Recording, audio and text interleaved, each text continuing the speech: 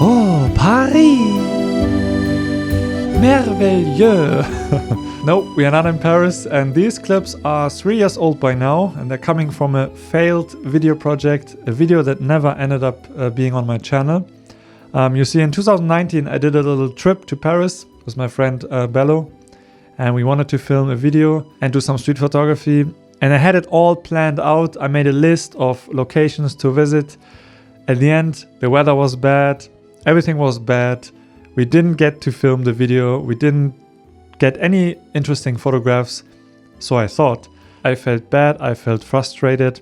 I came back to Germany, but a few weeks later I looked at my photographs, and then I found one image that is actually not that bad, and it ended up being in my street photography portfolio, and it is on my website since then. So I want to talk about that photograph, talk about what I like about it, but this video is also going to be about that constant struggle or that hunt or search in street photography, and how we end up being frustrated a lot, and how we can deal with that, and how we sometimes get lucky even if we think we failed. So grab yourself your favorite coffee or tea and story time. Hi everyone, Samuel here, welcome back to another video, and let's do some time travel. Let's go back in time to the year 2019, where the world was still alright. Oh yeah, there was Brexit, yeah, I remember. To hyperinflation and government corruption. Oh yeah, that was unfortunate. I totally forgot about that. Yeah, it wasn't a great year. But in Germany, where I live, life was still alright. But I remember having a few first world problems. You see, little starving Samuel finally realized that veganism isn't so healthy after all. On the flip side, he finally reached 10,000 subscribers on his YouTube channel and uploaded 2 videos that earned him a place in street photography YouTube history. If I can say so myself. No, but honestly, these 2 videos are still my favorite videos on my channel. If you haven't seen them already, check them out.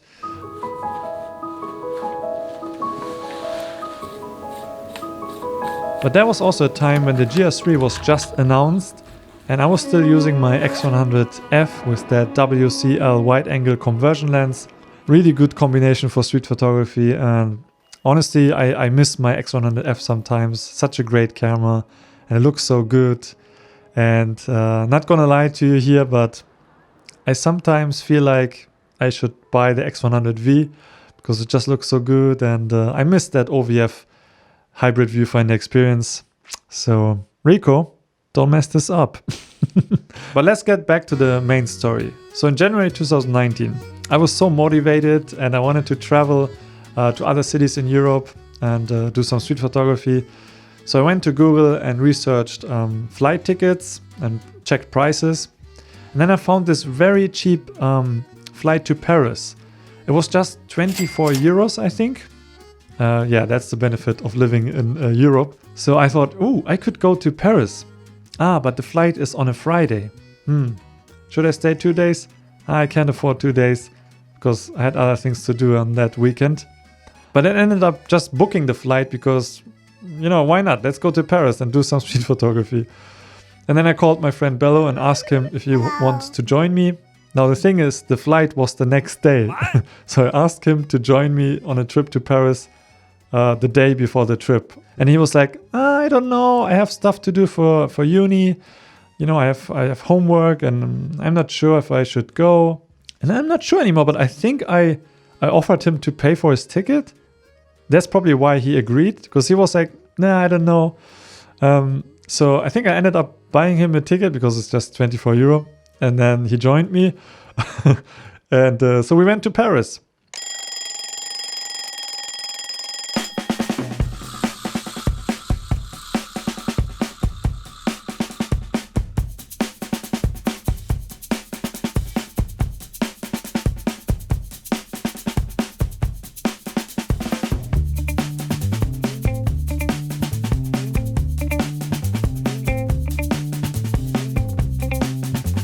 So why Paris? Let's talk a little bit about Paris.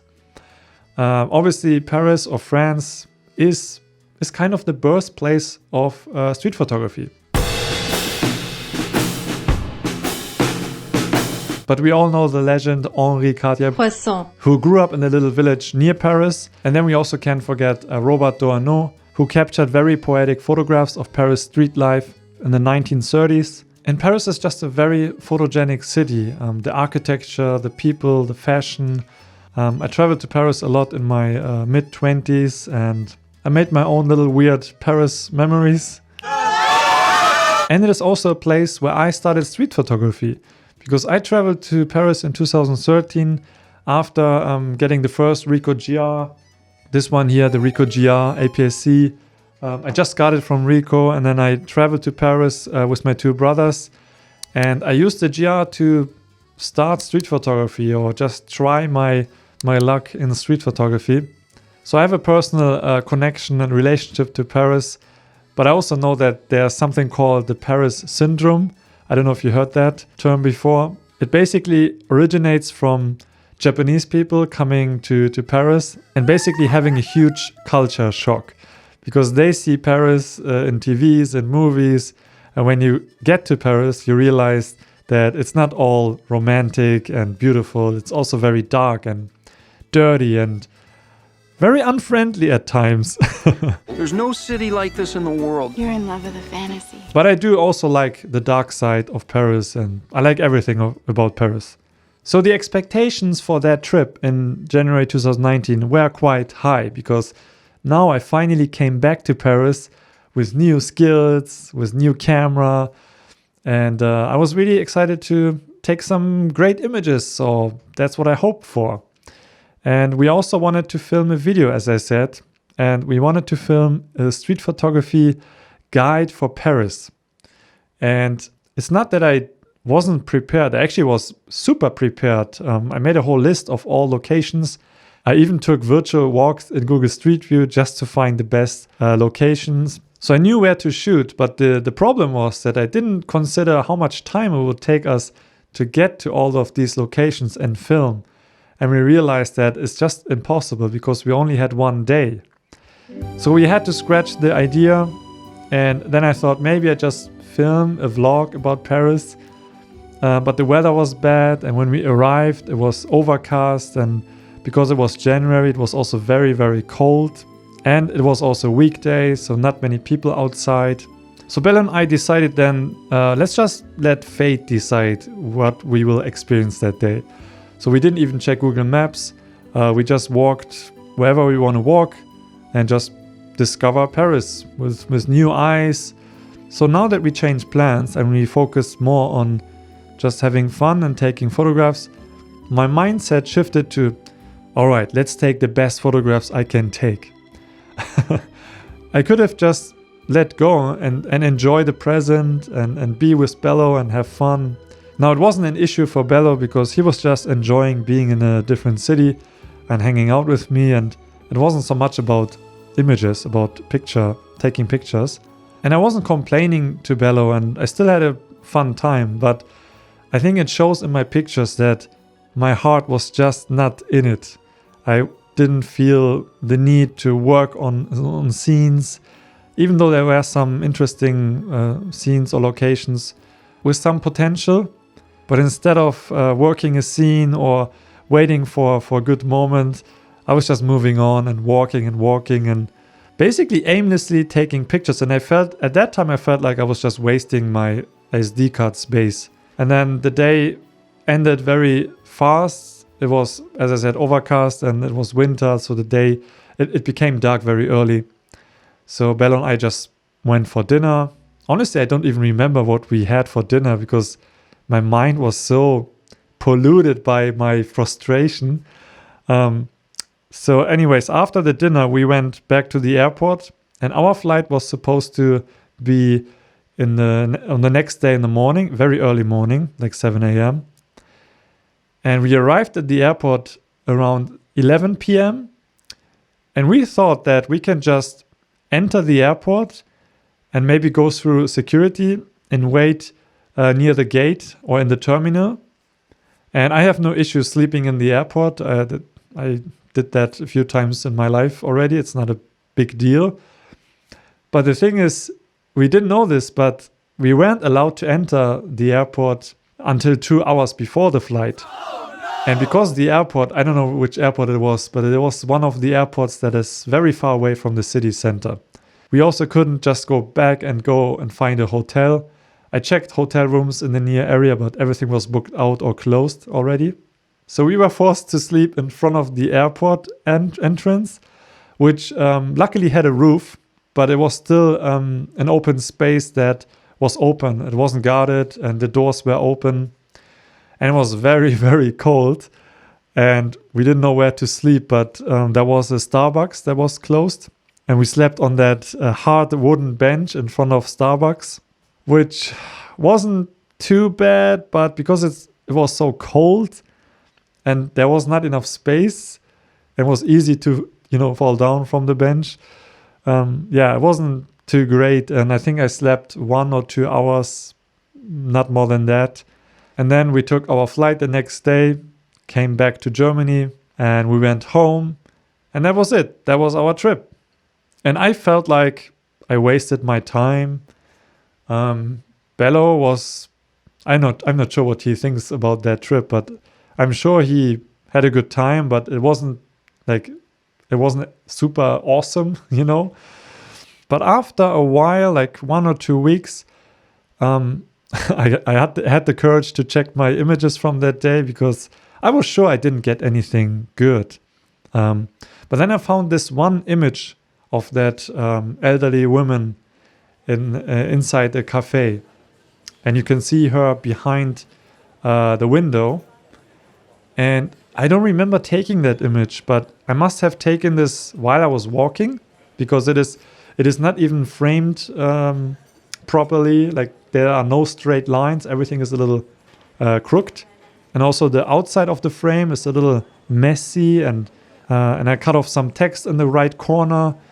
But the expression of that woman and her being in the middle of the frame in this small little cube, in this small little container, protected from the outside world. I think the framing kind of works with this one. Because if this would be straight or maybe cropped in, it would be too clean. It would be too much about this person and not about the location. And I think it was also good that I cut off I think it said pâtissier, or, basically bakery or coffee shop, whatever in French. If that would be included in the frame, you would read that first. You would look at that and then you would see the person in the middle. So I think it's good that it is cut off a little bit. And I really like the mood of this image. And she is so lost. Her eyes are so lost. And who knows if she's waiting for someone or is bored with her life. Who knows? And then sometimes we discover things about our photography afterwards or through other people. For example, when I saw this image, I was reminded that a mentor of mine, who's also a photographer, he once interviewed me for an online article. And then he wanted to see my street photography work, and I just sent him a bunch of photos. And then he likes to curate work like very tightly and go down to the essence of what the work is saying. And I wasn't really thinking about that stuff, about my street photography work. And he said, let me see what I can find.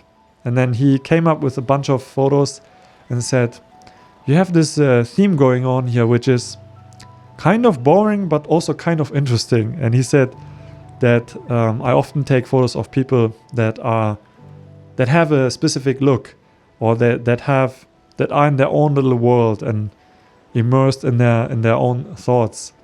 And I never really noticed that. I never really consciously go out and take pictures of people in these moments. And in a way, these are all like fleeting moments, candid moments, but not in a sense that someone is moving. There's no movement, right? But it's still a moment. And so I was glad that I was able to capture an image in Paris that I can add to this theme or this little body of work that I can maybe work on and grow, So yeah, this is my little story about how I took that image in Paris and how it wasn't a bad trip after all. It made it worth it in the end. And even if I wouldn't have gotten this image, I still tried, you know?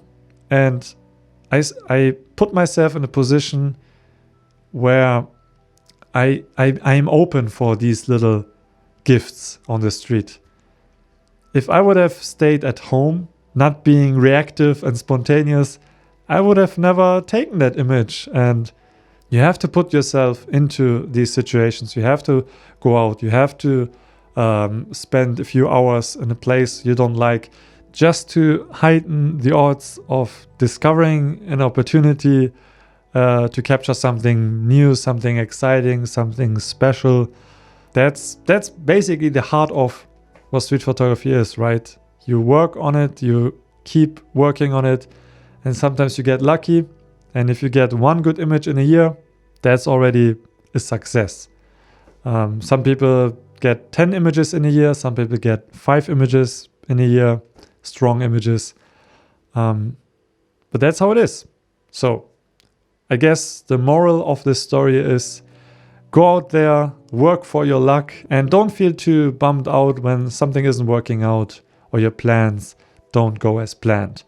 Maybe embrace a change of plans, because otherwise I wouldn't have taken that image. So I hope you enjoyed this, and let me know in the comment section if you had a similar story like this, and what is your advice on how to motivate yourself to keep doing the work. Let me know in the comment section. Thank you for watching. Don't forget to like this video, help me spread the word, and I see you in the next video very soon. Bye bye.